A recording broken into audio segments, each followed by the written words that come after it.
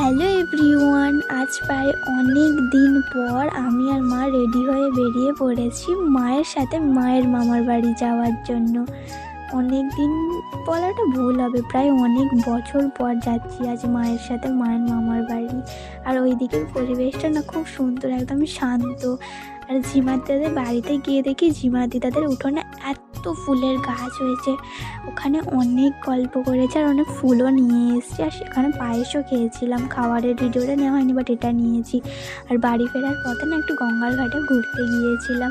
আর তোমরা কারা কারা আমার মতো গঙ্গার ঘাটে ঘুরতে যেতে ভালোবাসো অবশ্যই কমেন্টে জানিয়ে যেও।